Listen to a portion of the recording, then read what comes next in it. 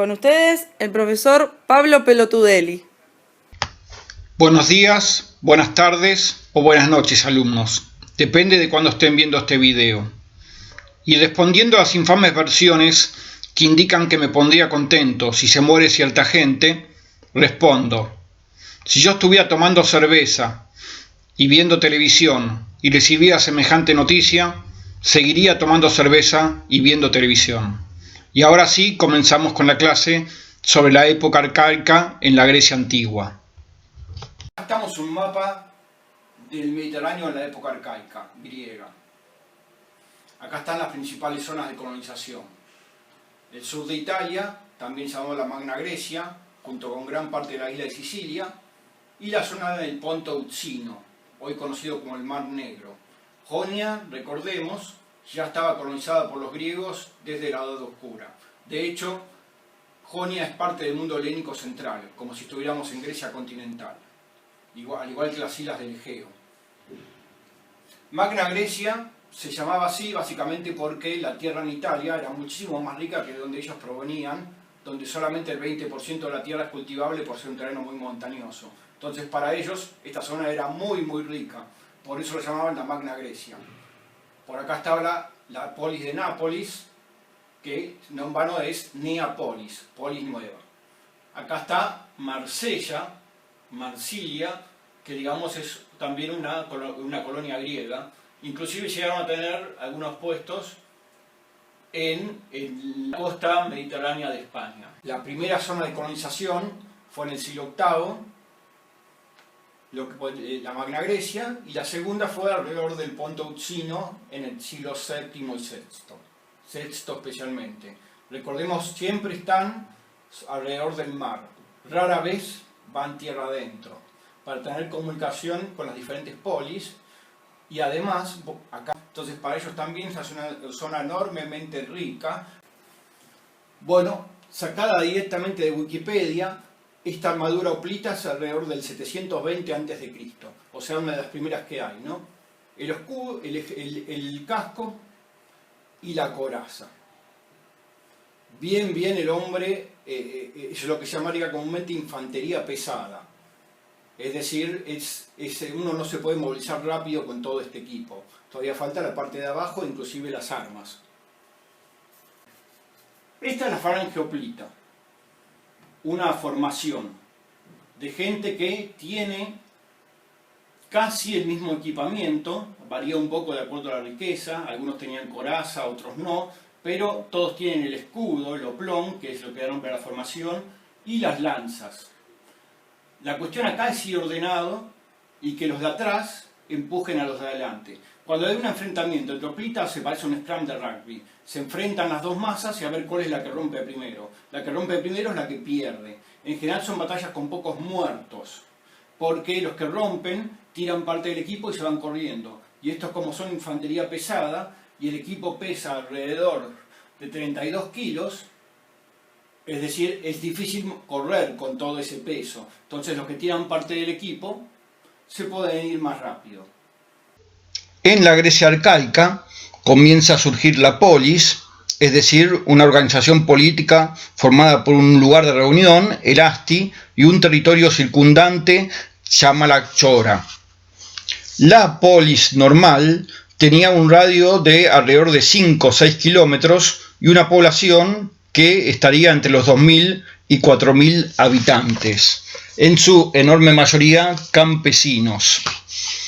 Producto del aumento de población de fines de la Edad Oscura y comienzos de la época arcaica, se produce un conflicto por la posesión de la tierra entre ricos y pobres. A su vez, este conflicto dispara otros conflictos entre los poderosos, algunos de los cuales se apoyan en los pobres para obtener el poder.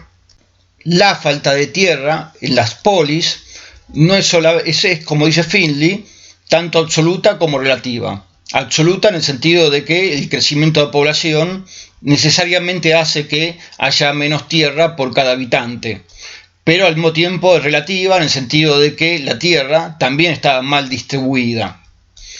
En esta época también empieza a surgir la moneda aparece en Lidia, un reino que había en Asia Menor, pero son los griegos los que los difunden alrededor del Mediterráneo.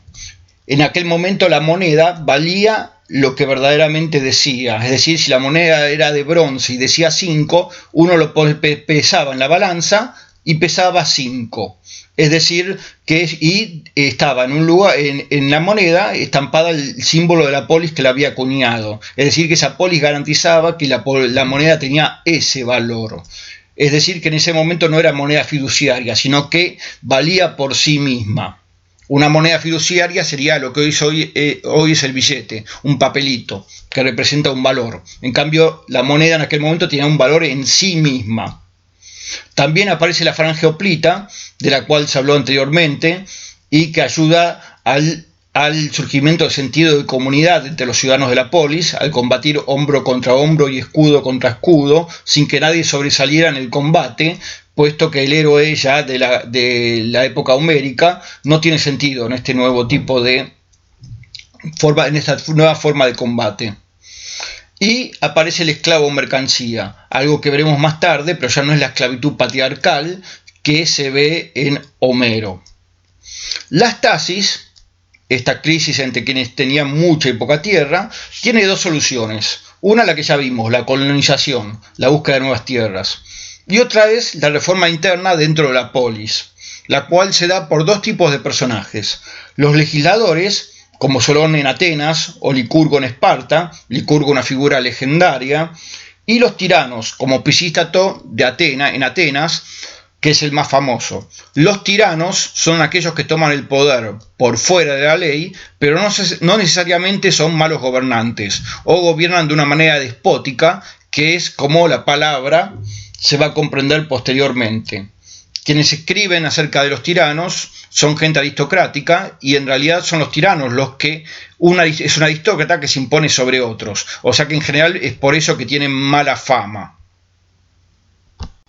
Es famosa la anécdota en la que Trasíbulo de Mileto recibe a un enviado de otro tirano, Periandro de Corinto, quien le preguntaba cómo debía gobernar. Trasíbulo fue a pasear con el enviado y empezó a cortar las flores más altas, las espigas de trigos que habían sobresalido, y luego manda al enviado de vuelta a su patrón. Y este comprende el mensaje, aunque no tenía ninguna palabra de él. Había que cortar a aquellos que sobresalían, es decir, ejecutar a aristócratas o gente que por influencias lograba sobresalir del resto. En el día de hoy les darían un cargo. Cuyo nombre significa el cantor, se calcula que vivió una generación después que Homero, o sea, alrededor de 20 años.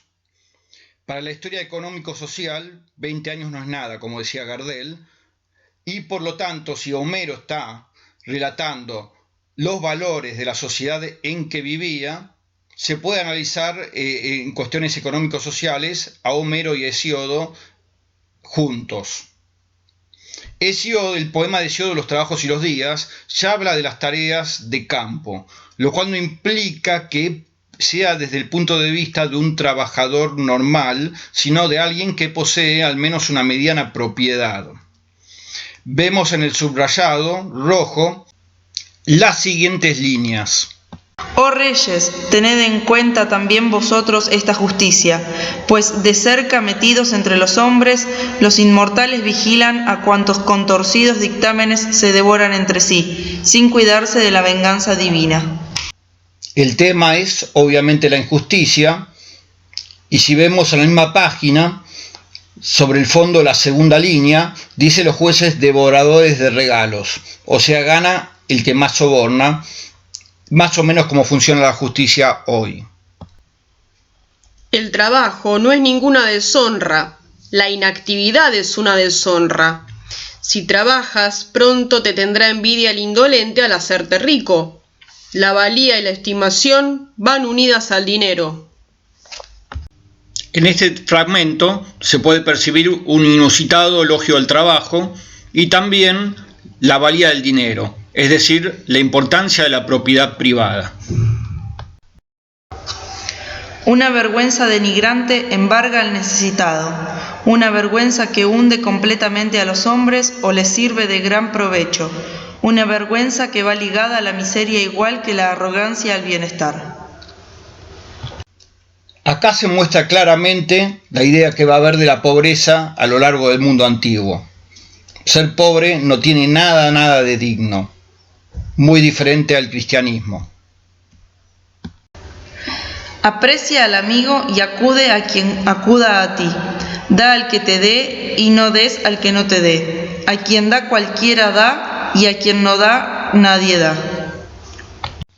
En el subrayado rojo de la primera página, en sus 3 últimas líneas, básicamente es el don y el contradón. Es decir, alguien da algo a cambio de otra cosa que puede ser en el momento o que puede ser a futuro.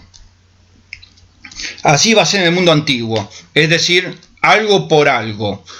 Recordemos que eso que se devuelve no tiene por qué ser lo mismo, puede ser un servicio a cambio de algo material que se dio, y no tiene tampoco que coincidir en el tiempo el préstamo de la devolución. Pero esta sociedad funciona así, con clientelas. Que no te haga perder la cabeza una mujer de trasero emperifollado, que susurre requiebros mientras busca tu granero. Quien se fía de una mujer, se fía de ladrones. Procura tener un solo hijo para conservar intacto tu patrimonio, pues así la riqueza crecerá dentro de tu casa. Y ojalá que te mueras viejo si dejas otro hijo. Para muchos hijos, Zeus podría conceder fácilmente una envidiable fortuna. A más hijos, mayor cuidado y también mayor rendimiento. En este fragmento se pueden ver 2 cosas. Número 1, la opinión negativa que se tiene de la mujer en los autores antiguos. Y número 2, la fuerza de la propiedad privada. Es decir, procura tener un solo hijo para que no se divida la tierra. Hay que ser rico para tener muchos hijos. Como se ve en la antigüedad, los hombres ya miraban de las mujeres más o menos lo mismo. A madura edad llévate una mujer a tu casa, cuando ni te falte demasiado para los 30 años, ni los sobrepases en exceso. Ese es el matrimonio que te conviene. La mujer debe pasar 4 años de juventud y al 5º casarse. Cásate con una doncella para que le enseñes buenos hábitos. Sobre todo, cásate con la que vive cerca de ti, fijándote muy bien en todo por ambos lados, no sea que te cases con el hazmerreír de los vecinos, pues nada mejor le depara la suerte al hombre que la buena esposa, y por el contrario, nada más terrible que la mala, siempre pegada a la mesa, y que por muy fuerte que sea su marido, le va requemando sin antorcha y le entrega a una vejez prematura. La importancia del matrimonio tardío es otra estrategia para conservar la unidad de la tierra. Un hombre casarse a los 30 con una mujer que lleve de joven 4 o 5 años. Es decir, 4 o 5 años después de la menstruación, en aquella época era más tardía por cuestiones de alimentación, será 18 o 19 años. El chisme, recordemos pueblo chico, infierno grande, la polis es chica, es decir, elegir una buena esposa que sea doncella, que sea virgen. Bueno, una mala esposa es terrible antes, después y probablemente en el futuro. Lo mismo se puede decir con un mal esposo. Ciudad es aún esta ciudad, Cirno, no así sus habitantes, los que antes ni de juicios. Este fragmento de Teognis es clásico acerca de las tasis. Obviamente, Teognis ve con malos ojos el proceso por el cual los ricos del campo están yendo a la ciudad, donde asumen poderes que antes estaban en manos de los aristócratas que aparentemente eran más cultos. Puede ser eso o cualquier otro conflicto político, porque recordemos, solamente tenemos la versión de Teognis, quien obviamente vilipendea a sus enemigos. Sabían, ni de leyes. Los que sobre sus costados pieles de cabra ajaban, los que fuera de la ciudad como siervos pacían, gentes nobles son ellos ahora. ¿Es soportable tal espectáculo? Se vanagloria con mi escudo algún sayo, a mi pesar lo abandoné, arma intachable, junto a un matorral. Me salvé yo, ¿qué me importa aquel escudo? Que se vaya al cuerno, pronto otro mejor tendré. Acá con Arquíloco vemos una diferencia fundamental con Homero y Hesíodo, que es que comienza el yo poeta, es decir, él no está hablando inspirado por las musas, sino por sí mismo. Tiró el escudo para huir en un combate. El escudo pesa como 6 kilos, así que ya con eso es lo suficiente para correr y que no lo alcancen. Obviamente, este poema de heroico no tiene nada. Porque es hermoso que un hombre valiente perezca por su patria peleando, sucumbiendo en los puestos de vanguardia, pues lo más enojoso de todo es vivir cual mendigo, la ciudad y sus fértiles campos dejando, deambulando con padre ya anciano y con madre querida, y con hijos pequeños y legítima esposa. Un hombre así lo hará objeto de odio para otros hombres a cuya tierra llegue, cediendo a la exigencia y a la pobreza detestable. Es un baldón para su estirpe. Al traste da con su brillante aspecto, y le acompañan el desprecio y la ignominia toda. Con que si para un vagabundo no llega a haber respeto, ni consideración, ni compasión alguna, peleemos animosos por esta tierra y muramos por nuestros hijos, sin escatimar nuestras vidas. Así que, muchachos, lanzaos a la lucha, codo con codo, sin dar señal de huida ignominiosa, sin dar resquicio al miedo. Tirteo, que no se sabe si es espartano de origen o por adopción, escribía estos poemas antes de que los espartanos solamente se dedicaran a pelear, es decir, en época arcaica. Pero ya se ve los ideales de valentía, de no romper la formación, de estar codo con codo, como es la formación hoplita, y no ser un vagabundo, es decir, ya está el espíritu de Hesíodo anterior, en el sentido de que la pobreza es miserable. Eso es todo por hoy. ¿Entendieron, alumnos?